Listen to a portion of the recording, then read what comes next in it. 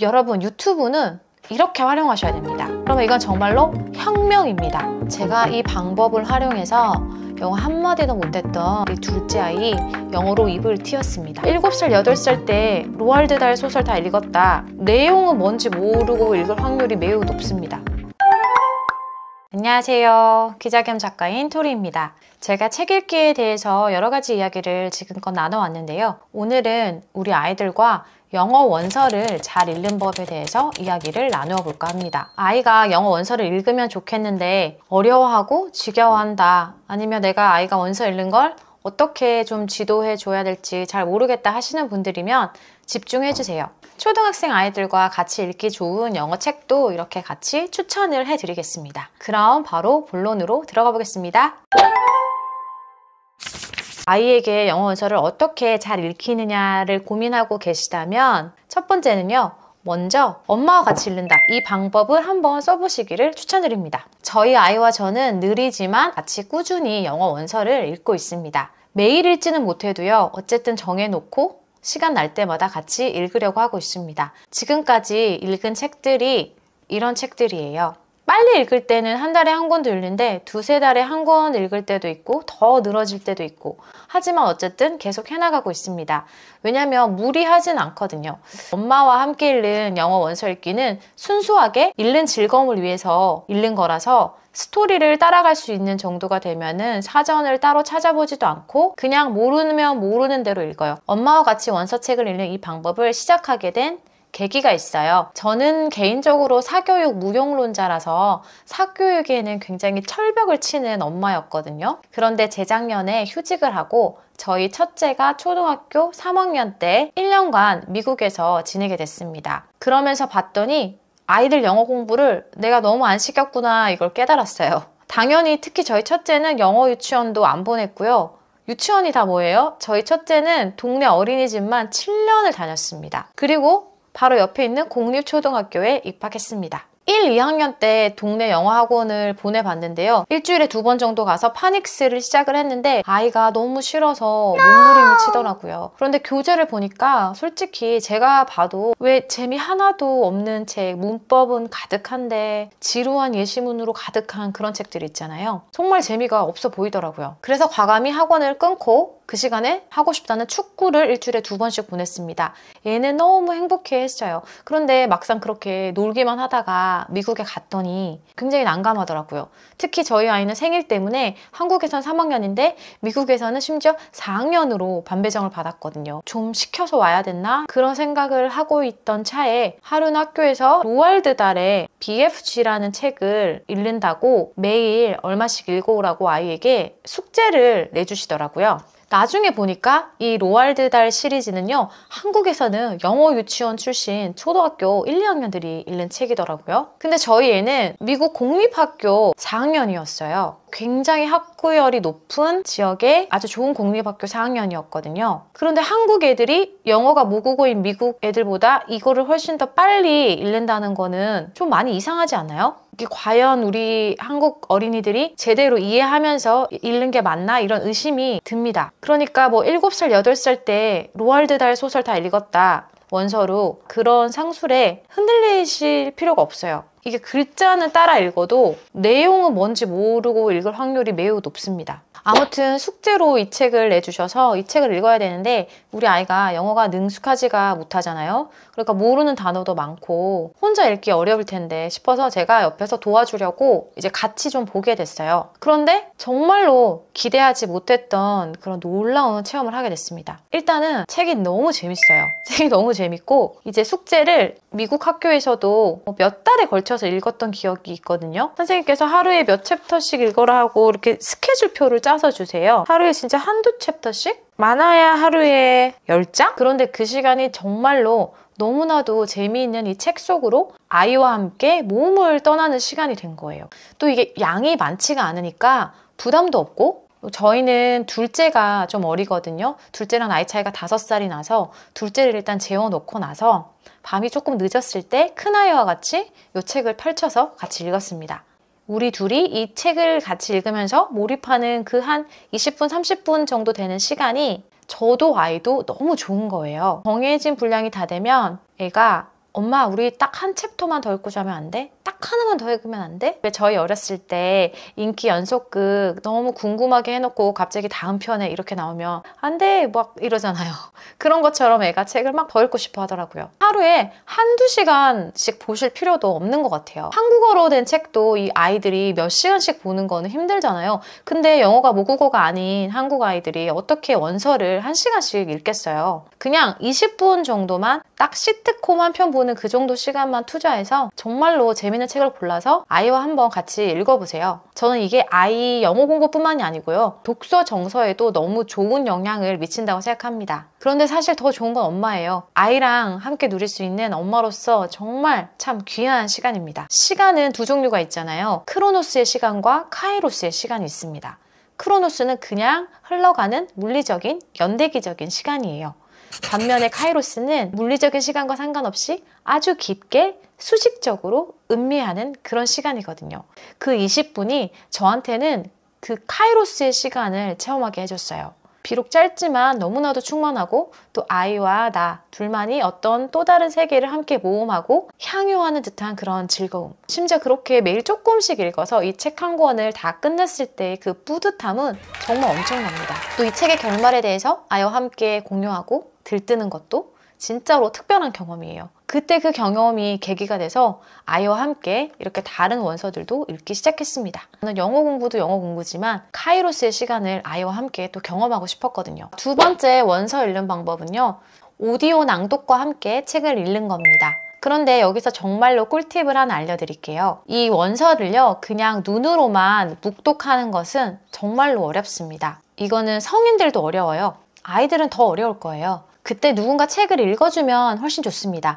그래서 우리가 아이들이 어릴 때 한글 그림책도 엄마가 많이 읽어주잖아요. 두꺼운 책으로 오면 이제 너가 책을 읽을 수 있게 됐으니까 그냥 혼자 읽어 이렇게 내버려두기 쉬운데 그게 아니라 실력이 높아져서 이렇게 두꺼운 책을 읽을 때도 우리가 원어민이 아니라면 누군가 읽어서 낭독해주는 이런 도움이 원서 읽기에서 정말 중요합니다. 그러면 그 오디오를 구해야 되잖아요. 음원을 구해야 되는데 CD를 구해야 되나? 오더블 가입을 해야 되나? 아마존 오더블이 오디오북 서비스잖아요. 제가 예전에 영어 잘하려면 무조건 영어 원서를 많이 읽어야 되고 오더블로 오디오북으로 들으면서 읽으라고 해서 한 달에 $20, $30씩 내고 아마존 오더블을 가입했던 사람이에요. 그런데 이제는 정말로 그럴 필요가 없습니다. 이거 정말로 꿀팁인데요. 유튜브에서 책 제목을 쓰신 뒤에 read aloud라고 한번 쳐보세요. 그러면 이건 정말로 혁명입니다. 여러분 유튜브는 이렇게 활용하셔야 됩니다. 이렇게 책 제목을 넣고요. read aloud라고 치면요. 책을 낭독한 영상들이 뜨거든요.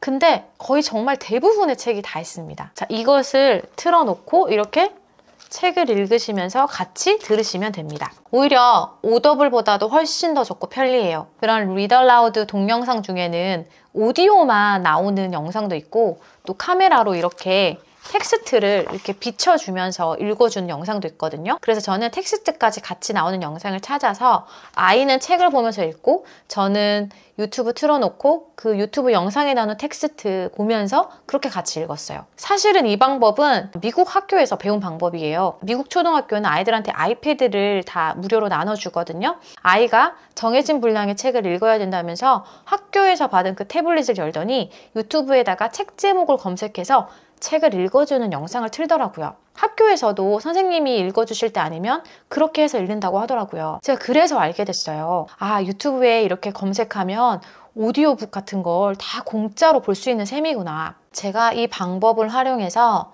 영어 한마디도 못했던 저희 5살짜리 둘째 아이 영어로 입을 틔웠습니다. 이 이야기는 나중에 다시 해드릴게요. 자, 아무튼 미국 학교에서도 책 읽을 때 3학년, 4학년 학생들한테 이 로알드 달 수준의 책을 한 권 그냥 던져주면서 너 혼자서 이거 다 읽어와 이렇게 하지 않습니다. 담임 선생님이 한 챕터씩 매일 조금씩 읽어주시는 경우도 있고요. 아니면은 유튜브에 유명한 책의 경우에는 그 책을 처음부터 끝까지 전부 다 챕터별로 읽어주는 영상들이 정말 많거든요. 근데 보시면 아시겠지만 그런 분들 자세히 보면 대부분 학교 선생님들이 좀 많으신 것 같더라고요. 미국 학교에서는 이렇게 두꺼운 챕터북 읽을 때 어른이 낭독을 해주면서 눈으로 따라 읽게끔 하거든요. 그런데 영어가 모국어도 아닌 한국 학생들, 심지어 10살도 안 된 초등학교 1학년, 2학년 아이들이 어떻게 로알드 달 같은 영어 원서를 자기가 묵독을 해서 이해를 하겠어요. 글쎄요, 아마 언어 천재이면 가능하려나? 대부분의 경우에 저는 매우 회의적입니다. 그 이해하는 척은 할 수 있지만 눈으로 따라간다고 해서 그 책을 정말로 정확히 독해했다고는 할 수 없거든요.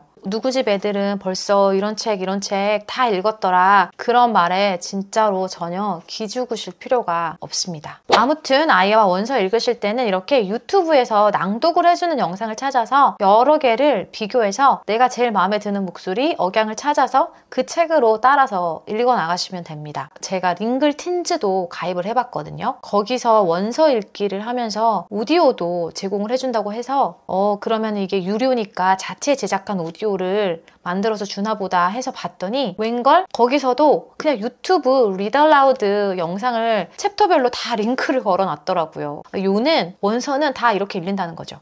자, 그러면 이제 궁금하시죠? 초등학생 아이와 그러면 어떤 책을 보는 게 좋을까요? 영어 책에는 어휘력, 문해력을 바탕으로 난이도를 분류해둔 AR 지수라는 게 있습니다. 책마다 난이도가 어느 정도 되는지 분류해서 어느 정도 나이대 어떤 학년 아이들이 읽으면 적합한 책이다. 이렇게 분류를 해놓은 지수예요. 한국에서도 굉장히 많이 씁니다. 예를 들어서 AR 지수가 1점에서 2점대다. 그러면은 유치원생이나 1학년 학생들이 읽는 게 적합하고 AR 지수 2에서 3은 2, 3학년, 3에서 4는 3, 4학년, 그리고 AR 지수 5에서 6은 5, 6학년.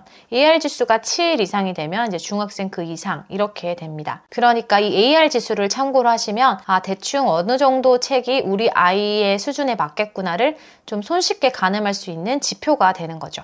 그런데 문제는 이 한국에서 AR 지수가 좀 많이 뻥튀기 된 측면이 있습니다. 한국 영어 유치원에서 나이에 비해서 내가 읽고 있는 이 AR 북 지수가 좀 높다. 이러면은 굉장히 자랑하듯이 또 경쟁하듯이 이 지수를 높이려고 많이들 애를 씁니다. 그러다 보니까 좀 곡해가 굉장히 심해요. 하지만 자기 수준에 맞는 책을 읽어야지 독서에 흥미를 가질 수 있다는 점에서는 원서를 고를 때 굉장히 중요하고 유용한 지표 중에 하나라고 생각이 돼요. 보통 AR 4점대가 미국 초등학교 4학년들이 읽는 책입니다. 그래서 제가 오늘은 4점대 전후 책들을 추천을 드릴게요. AR 지수는 영어 언어 측면에서의 난이도잖아요. 저는 영어만 보는 게 아니고 이 책의 세계관까지 봐서 합격한 소설들을 안내해 드릴게요. 예를 들어서 이 책은 더 기버라는 책인데 AR 5.7 정도 되는 책이거든요. 그러니까 초등학교 6학년 정도 된 학생들이 읽는 책인데 저는 이거 중간에 조금 초반에 보다가 뺐어요. 왜냐하면 이 책에 뭐 성적인 충동? 죽음? 이런 문제가 좀 많이 나오더라고요. 아직은 어린이에 가까운 초등학교 4학년, 5학년 아들에게 이 책은 별로 읽히고 싶지가 않더라고요. 사춘기 이후에 읽으면 좋을 책이라고 생각합니다. 그런데 이런 책을 우리 애는 초등학교 3학년 때 이미 더 기버 다 읽었어 이렇게 말하면 그것은 절대로 자랑이 아닙니다. 여러분, 엄마가 책 내용을 아셔야 돼요. 그래서 아이들한테 아무 책이나 막 주시면 안 됩니다. 자, 우선 제가 추천드릴 책들은 4점대가 많은 것 같습니다.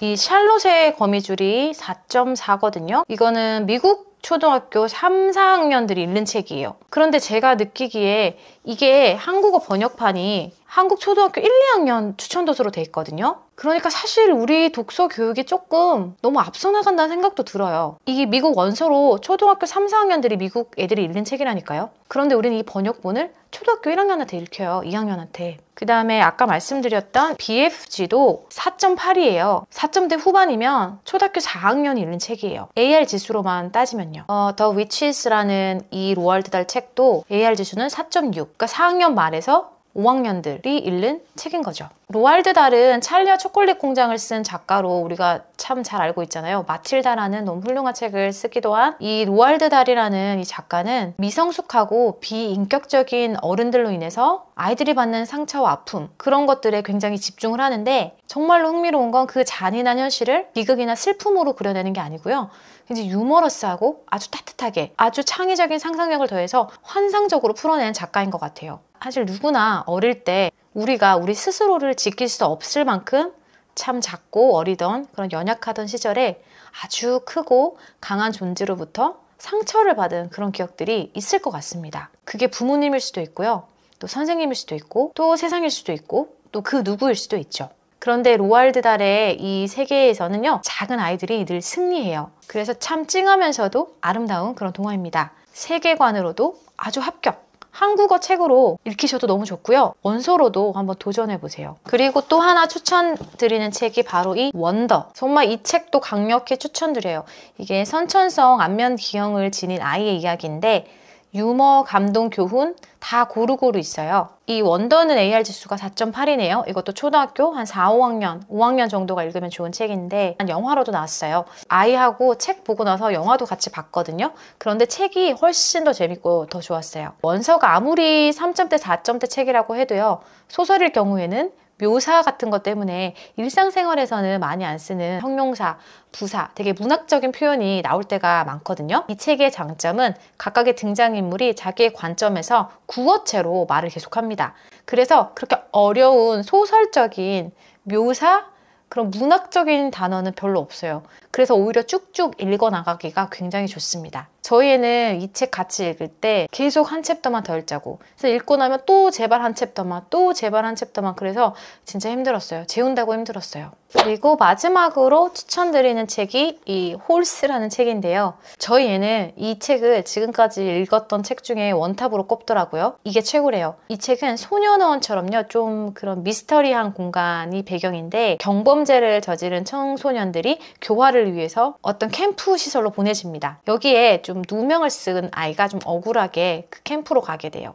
그런데 거기서 받는 벌이 하루 종일 이렇게 구덩이를 파는 거예요. 그리고 다음날 되면 또 나가서 또 파고. 왜 그런지는 이야기가 전개가 되면서 밝혀집니다. 이게 이 책이 저는 중반까지 계속 딱만 파니까 아니 뭐야 뭐 이런 얘기가 다 있어. 그 중후반부부터 이제 앞에 나왔던 조금만 다른 이야기들과 합쳐지면서 엄청난 몰입감을 선사하면서 마지막에는 정말 감동과 통쾌함을 주면서 이렇게 끝나는 이야기입니다. 아이와 함께 읽기에 참 좋아요. 자, 오늘은 이렇게 영어 원서 읽기에 대한 이야기를 한번 나누어 보았습니다. 아이 영어 원서 읽으면서 저도 원서로 책을 읽는 사람이 된다는 게 참 좋았어요. 저희 때는 어릴 때 이런 거 읽는 프로그램이 거의 없었잖아요. 정보도 없었고 또 뭐 음원 어떻게 구해요. 모든 게 다 제한 지역이었는데 요즘은 원서도 구하기 쉽고 유튜브도 있고 그래서 참 이런 방법으로 원서를 읽을 수 있구나. 저는 아이와 함께 또 새롭게 배우게 됐습니다. 늘 영어로 원서 읽어야지, 영어 공부 원서 읽으면서 해야지 하면서도 실패를 했었단 말이에요. 그런데 아이와 함께 이렇게 작은 성공의 경험을 쌓아가는 것, 이게 영어 공부나 독해 공부를 떠나서 정말로 유익하고 아름다운 일 아닐까요? 하루 딱 20분, 30분 정도만 투자해서 여러분도 도전해 보실 수 있습니다. 그러면 저는 다음번에 더 재미있는 책 이야기와 함께 돌아오겠습니다.